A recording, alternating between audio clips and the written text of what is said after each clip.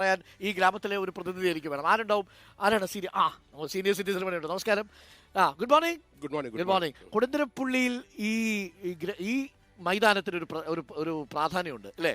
വേല നടക്കുന്ന സമയത്ത് ഇവിടെ നിറഞ്ഞു കവിയും അല്ലേ? എനിക്കൊന്ന് തൃശ്ശൂർ പൂരത്തിന് മറ്റൊരു അഴകാണ്, കൊടുന്തുരപ്പള്ളി വേലയ്ക്ക് വേറൊരു അഴകാണ്. അതെ അതെ, അഴകിൽ പറഞ്ഞാൽ കൊടുന്തുരപ്പള്ളി നമ്മുടെ നവരാത്രി മഹോത്സവത്തിന് ബീറ്റ് ചെയ്യാൻ ഈ ദേശമൊന്നും പറ്റില്ല. ഈ ദേശത്ത് പറ്റില്ല.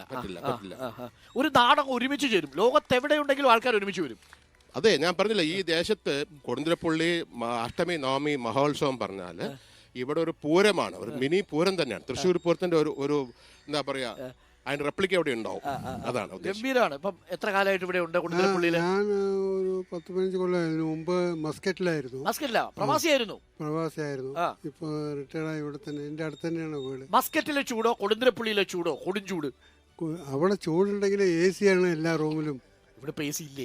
ഇപ്പൊ AC ഉണ്ട്, വരെ ഒരു റൂമിലല്ലേ ഉണ്ടാവുള്ളൂ. അതേ ഉള്ളൂ അല്ലേ? AC ഉണ്ട്, ഒരു റൂമിലല്ലേ ഉള്ളൂ എന്നുള്ളതാണ്. AC ഇല്ലാതെ ജീവിക്കാൻ പറ്റാത്ത അവസ്ഥ മൊത്തത്തിൽ എത്തിയല്ലേ? 40 ഡിഗ്രി കടന്നു. എങ്ങനെ ഈ ചൂടിനെ അതിജീവിക്കുന്നത്? ഇതൊരു അനുഗ്രഹമാണ്. ഒരു ഫുട്ബോൾ ഗ്രൗണ്ട് ഉണ്ട് നടക്കാനൊക്കെ. ഈ ഭാഗത്ത് ഒരു 10 കിലോമീറ്ററിലൊന്നും ഇതുമാതിരി ഗ്രൗണ്ട് ഇല്ല. പക്ഷെ ഈ ചൂടിനെ എങ്ങനെ അതിജീവിക്കും? പകലൊക്കെ ജീവിക്കണം അല്ലേ? 15 വർഷമായിട്ട് ഇവിടെ തന്നെയല്ലേ? തന്നെയാണ്. എന്ത് ചെയ്യുന്നു? ഞാൻ റിട്ടയർഡ് എയർഫോഴ്സ് ആണ്. ഈ ചൂടിനെ അതിജീവിക്കാൻ ഒരു ടിപ്പ് പറഞ്ഞു കൊടുത്ത് ഈ പാലക്കാട്ടുകാരുടെ. കാരണം ഇനി മറ്റുള്ള ആളുകൾക്ക് പാലക്കാട് വെള്ളം കുടിക്കുക, ഇഷ്ടം പോലെ വെള്ളം കുടിക്കുക, തിളപ്പിച്ചാറ്റിയ വെള്ളം കുടിക്കുക, 11 മണി ശേഷം കഴിയുന്നു പുറത്ത് വരാതിരിക്കുക. ഇതാണ് പാലക്കാട്ടുകാരുടെ ഒരു സ്ട്രാറ്റജി. 11 മണി കഴിഞ്ഞാൽ പാലക്കാട് പുറത്ത് ആൾക്കാരെ കാണുന്നില്ല. തണലുള്ള സ്ഥലത്തോട്ട് ആൾക്കാരെങ്കിലും പോകുന്ന കാഴ്ച കാണാം. Good morning. എവിടെയാ സ്വദേശം? കൊടുന്തുരപ്പള്ളി പാലക്കാട് ഈ ഭാഗത്താണോ? ഈ ഭാഗത്ത് തന്നെ. എന്താണ് ചെയ്യുന്നത്? ഞാൻ ഒരു റിട്ടയർഡ് എംപ്ലോയഡ് ആണ്. ഞാൻ BSNL ആയിരുന്നു. റിട്ടയർഡ് ആയപ്പോൾ ഇവിടെ തന്നെ താമസം. ഞാൻ ഒരു സംശയം കേട്ടെ, BSNL റിട്ടയർ ചെയ്തിട്ട് ഇപ്പൊ ഉപയോഗിക്കുന്ന മൊബൈൽ ഫോണിന്റെ സിം ഏതാ? BSNL ആണോ? BSNL ആണ്. ആണല്ലേ? BSNL സ്നേഹം കൊണ്ടാണ്. ജിയോയോടൊന്നും മാറിയിട്ടില്ല. കൊള്ളാം അല്ലേ? ഒരു BSNL റിട്ടയർ ചെയ്തിട്ട് BSNL ഭക്തി കൊണ്ട് BSNL തന്നെ തുടരുകയാണ്. ഓക്കെ, എങ്ങനെ പോകുന്നു ഇവിടുത്തെ ഒരു രാഷ്ട്രീയത്തിന്റെ ചൂടൊക്കെ? താപനില 40 ഡിഗ്രിയാണ്. രാഷ്ട്രീയ ചൂട് നല്ല ഇതില് 3 മുന്നണിയാണ് നല്ല ഇതിലായിട്ട് പോകുന്നത്. കേരളത്തിൽ ഏറ്റവും ശക്തമായ മത്സരം നടക്കുന്ന ഒരു മണ്ഡലം തൃശ്ശൂരാണ്, ഒരു മണ്ഡലം പാലക്കാട്. പ്രവചനാതീതമാണോ? ആര് ജയിക്കുമെന്ന് പ്രവചിക്കാൻ പറ്റാത്ത വിധം മത്സരമുണ്ടോ? തീർച്ചയായും 3 മുന്നണിയിലും ആര് ജയിക്കുന്നത് പറയാൻ പറ്റാത്ത കണ്ടീഷൻ തന്നെയാണ്. 3 ഒരാൾക്ക് മെച്ചം തന്നെയാണ്. 3 എനിക്ക് കൊടുന്തുരപ്പള്ളിയിലെ ഈ നവരാത്രി കഴിഞ്ഞാൽ ആൾക്കാർ അടുത്ത നവരാത്രിക്ക് വേണ്ടി കാത്തിരിക്കും ഈ ഭാഗത്ത് അല്ലേ? ഈ ഭാഗത്താണോ വീട്? എവിടെയാ അമ്മ? അങ്ങോട്ട് മുമ്പോട്ട് വന്നാണ്ടമ്മ. അടുത്ത് തന്നെയാണ്. ഓക്കെ, വാർഡ് മെമ്പറാണ് ഇവിടുത്തെ.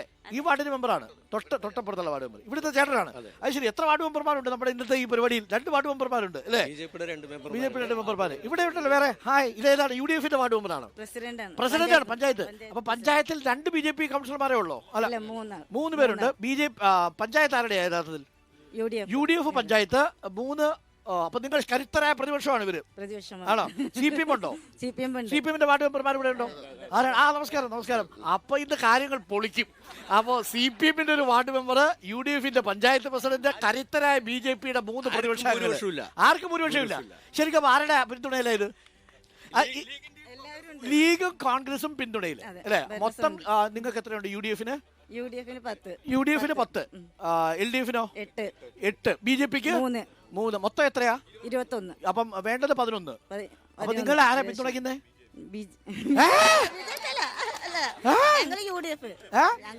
പക്ഷെ നിങ്ങള് 10 ഉള്ളൂ. 11 വേണ്ടേ? ഭൂരിപക്ഷത്തിന് 11 വേണ്ടേ? ഞങ്ങൾ ഭൂരിപക്ഷത്തിൽ തന്നെ നിൽക്കുന്നത്. അങ്ങനെയാ? അതങ്ങനെ തന്നെ. 11 ഉണ്ടോ?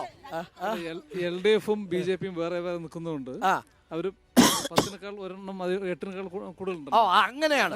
അതായത് മൊത്തത്തിലാണെങ്കിൽ ഇവര് കുഴങ്ങിപ്പോയനെ അല്ലേ? അപ്പൊ 50% ഇല്ല. പക്ഷെ ഇവര് 2 പേരും 2 തട്ട് നിൽക്കുന്നുണ്ട് അല്ലേ? നിൽക്കുകയാണ്. പക്ഷെ നിങ്ങൾക്ക് കൈ കൊടുക്കാവുന്നതേ ഉള്ളൂ. ഇന്ത്യ മുന്നണിയാണ്. അല്ലെ? അങ്ങനെയില്ല. അപ്പൊ നമുക്ക് വിശേഷങ്ങളിലേക്കൊക്കെ വരണം. നമുക്കിനി കുറച്ച് ആൾക്കാരോട് പരിചയപ്പെടും. ഇവിടെ കുറച്ച് കലാകാരന്മാരും ഗായികമാരും ഒക്കെ ഉണ്ടെന്ന് പറഞ്ഞിട്ട് മുമ്പോട്ട് വന്നാട്ടെ.